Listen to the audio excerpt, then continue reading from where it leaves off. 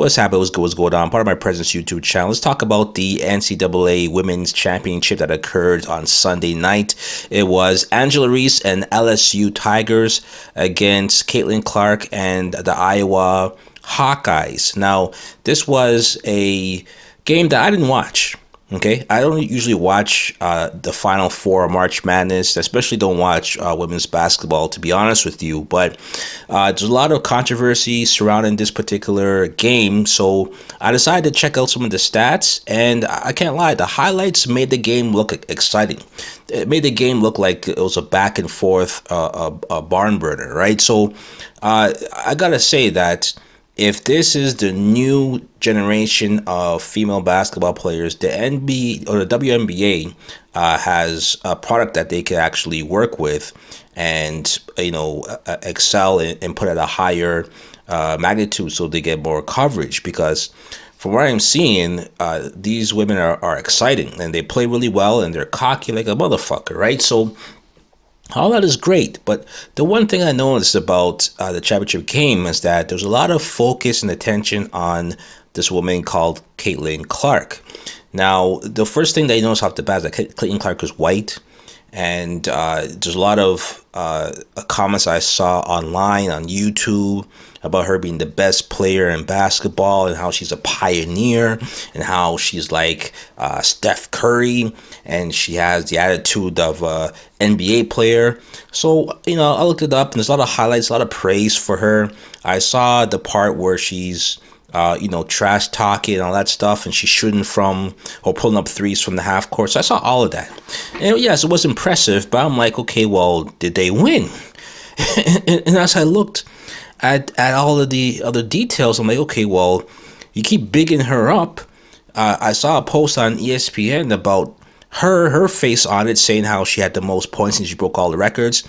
But I'm like, I don't see anything about her winning the championship. So I'm like, did she win? And when I went to go look and check out the stats, all I saw was 102 to 85. Which pretty much means you got beat by 17 points. To me, that's a blowout. And it was for LSU. So all I'm thinking was, well, who the hell's on LSU?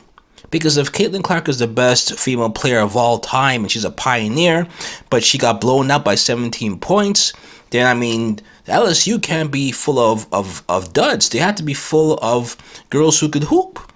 Because how does that happen, right? Jordan never got blown out by 17 points in the championship game. So what is that all about? So I look and I'm seeing players like Angel Reese. I'm seeing the highlights and there's this girl that looks like Ice Spice, Jasmine Karson, lighting it up. And then there's another one by Alexis Morris, lighting up as well too. So all I'm thinking is, why is the attention on Caitlin Clark? Why is it that Caitlin Clark gets all of the praise and all of the recognition?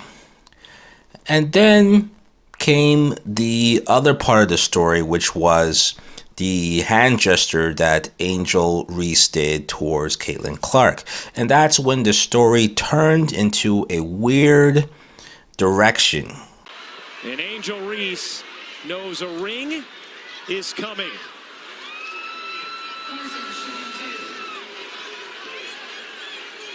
Now, as you saw in the video, it's taunting. It's not that bad. It's appropriate for the fact that it's a final game and they're going back and forth and there's a lot of competition and these two players are competitors, right? But what I found out is that the news coverage, the media coverage of that gesture, they really made it seem like she was wrong for doing it, and how dare she bask in all of her glory of winning the championship tournament, and how dare she celebrate. That's the vibe that I got. And a lot of people were saying very disrespectful things about the fact that she's classless, it was inappropriate, it was too aggressive, and one person, and I'll get to them in a moment, so let me save that for later, but then people were also saying that all this stuff is going on to celebrating, but Caitlin Clark got 30 points. Now, I remember back in the day, a lot of black basketball players when they used to score 37 points in the game, the criticism was always, yeah, but it's a team effort. Did your team win though? Are you a team player? There's no I in team. All that criticism that Allen Iverson faced when he used to score a lot, and people were dogging him for the fact that, yeah, he could score, but are you passing the ball? Or you could score, but is your team winning? And it's all about whether your team wins and not whether or not you score so many points. That was the criticism that he received as well, too. And a lot of criticism came from people in the media who chastised him with the fact that he seemed to be all about himself. But here you have Caitlin Clark scoring 30 points, seemingly to be on a team where there's not too many great players, so to speak, and she's pretty much shooting from, half court and all these threes. She's getting assists as well too, but the focus seems to be on her and how much points she's scoring. Like if she's a one-man show or one-woman show, and it's justified. Meanwhile, like I said, LSU, although they didn't score as much points as Caitlin Clark, they were a team, and they had about 4 players who scored 20 points. So again, basketball is a team sport, and it's what you do as a team, how you guard, how you adjust, how you play defense, how you pass the ball and rotate, and all of the different adjustments that you make from your coach all the way down to the very last player on the bench. It's a team effort, and it's clear that LSU was the better team, and they showed it in strides because they dominated off the bat.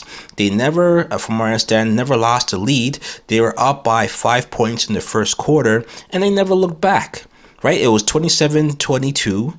Second quarter, 32-20. Third quarter, 16-22. In the fourth quarter, 27-21. So it was never close to where, Iowa could come back. And a lot of people were also saying that there was an issue with the officiating, and the refs were very biased, and the fact that the refs were black, and that's why they were doing this and doing that. They really made it a racial issue. And it wasn't just the people on Twitter who are nobodies making these comments. It was people in the media. And this is where I want to get into a person by the name of Keith Olbermann. Now, Keith Olbermann is a sports and political commentator, and around the ending of the game, when it was clear that LSU was going to win, he put out a post with the video of Angel Reese mocking Caitlin Clark with the "you can't see me" hand gesture, which again, I gotta say, for all those people who are not aware, because everyone's attributing it to John Cena, it's not John Cena's move. It's really the Tony Yayo G-Unit dance. That's who created it. It was Tony Yayo, and John Cena decided to run with it with Tony Yayo's permission. But don't get it twisted. Tony Yayo created that gesture, right? But back to what I was saying with Keith Olbermann. For him to put out a statement saying, what a effing idiot, to a female athlete, a young female athlete in college, it's crazy, because number one, this guy's been on national television. He knows the proper language to use. He knows the decorum. He knows how this looks, and he had no problem doing it, and he doubled down. He actually went on to say it doesn't matter the gender, the sports, the background. You're seconds away from a championship, and you do something like this and overshadow all the good. Mindless, classless, and what kind of coach does this team have? So that's his statement. Now, I want to reference a video that's out there. It's a young Venus and Serena Williams, where they're being interviewed by another sportscaster, and the sportscaster asked them a question about how they feel they're going to do in the tournament, and Venus and Serena Williams were very confident. They gave an answer saying that they felt that they're going to do very well, and they plan on, having a good standing within the tournament.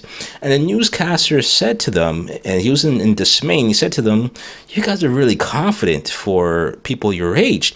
And then, as I would, the father of Serena and Venus Williams, he interrupted the interview, and he stopped it, and he said to the newscaster, "Who do you think you are trying to question my children's self-confidence. Who do you think you are? Question them, or make them question themselves.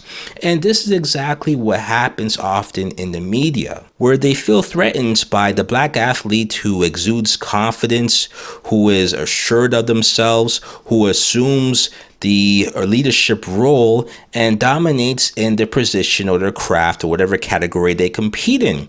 Because here's the thing, prior to that hand gesture and mocking Caitlin Clark was doing that exact same hand gesture a couple of games ago with another team. And on top of that, when they were playing against South Carolina, instead of playing defense against the particular team, she decided to wave off the ball handler and not even play defense, and left the ball handler wide open to take a shot. And that's the most cockiest thing I've ever seen anyone do, whether it's in professional sports or amateur sports or college sports. I've never seen something like that happen, because if I was a coach and I'm seeing you do that, you're getting benched. And if I'm that player and this is what they're doing to disrespect me, I'm taking that shot. But see, when Caitlin Clark made those two gestures, the media made sure to praise her. We love to see a good clapback, right? And no one does that better than Caitlin Clark. I mean, just a couple of days ago in her game against Louisville, she basically told Haley Van Lith, you're down 15 points. Shut up. We're going to go talk to some of her teammates to see what are some of their best Caitlin clapbacks or best motivations. Let's find out. The last game when she was like, you can't see me.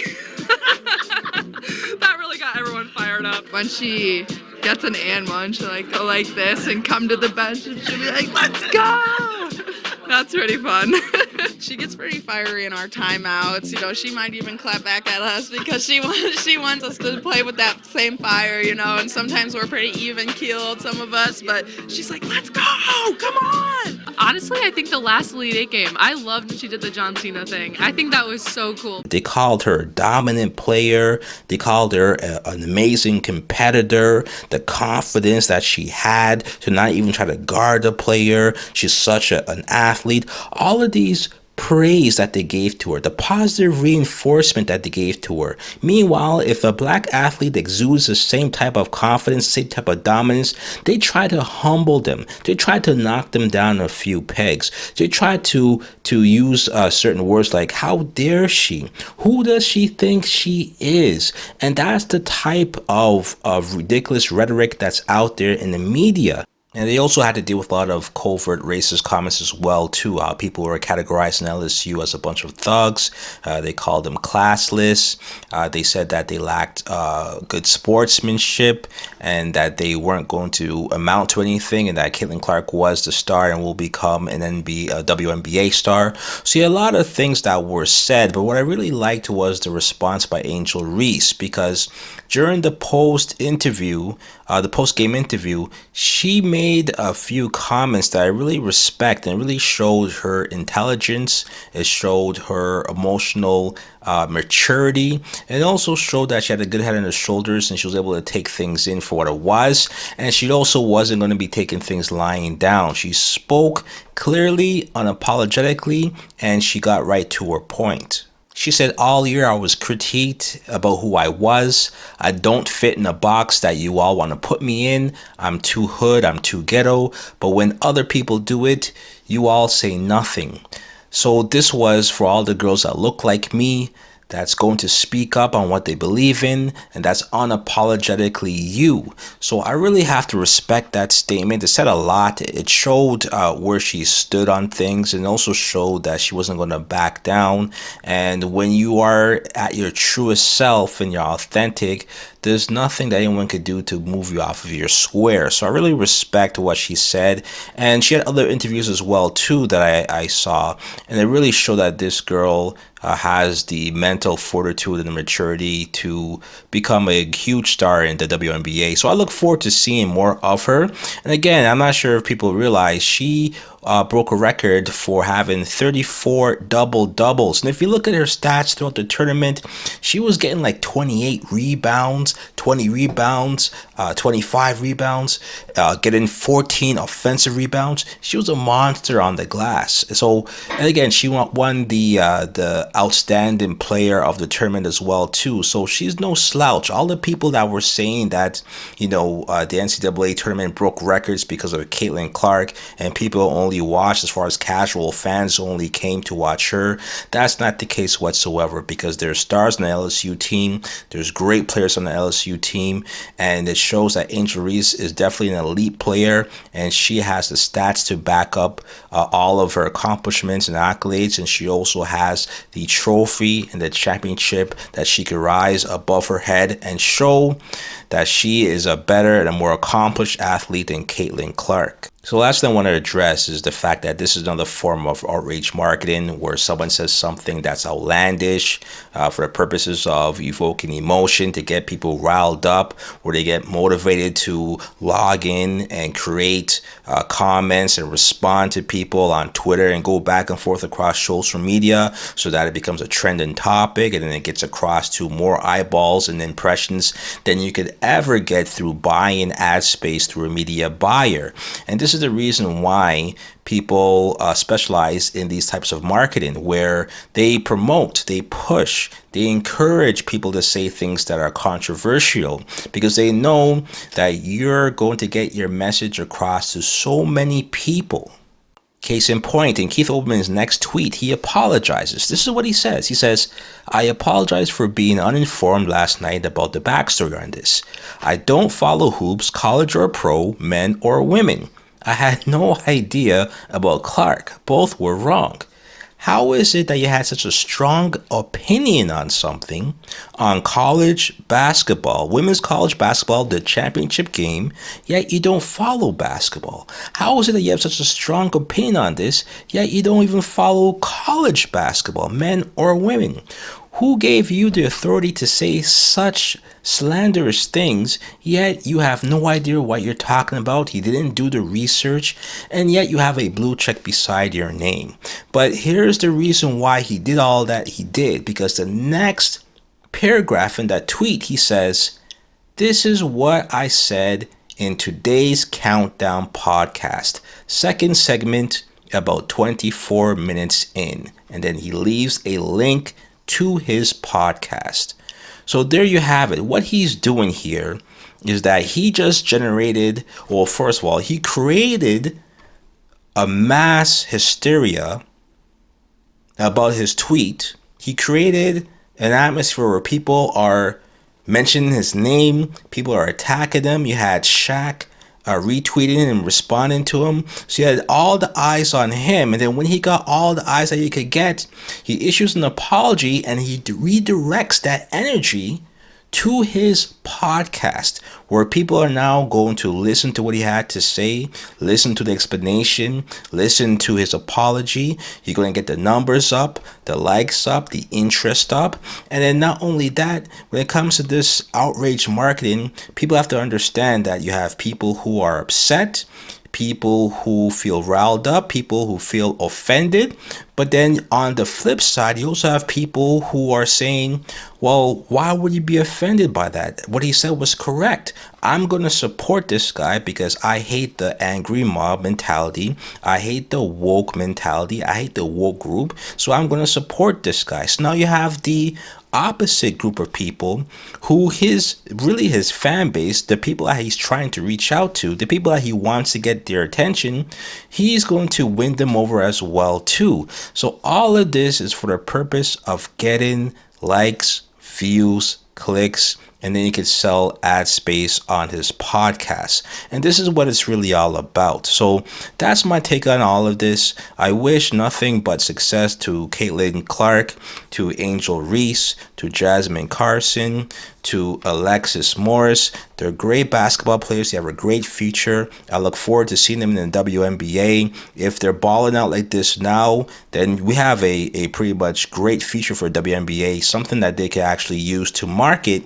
And Well, don't quote me on this, but could it be, because this is America we're talking about here, could it be, because everything's about race, could it be that they could use race as a convincing storyline to get people in the seats, to get people riled up, to get people talking about the women's basketball league?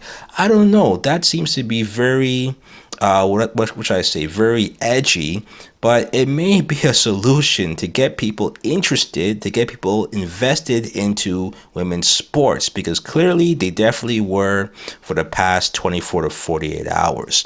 So that's my take on the situation. Let me know how you feel. Like, comment, subscribe, and share. And until next time, part of my Presence YouTube channel, next move, best move. Peace.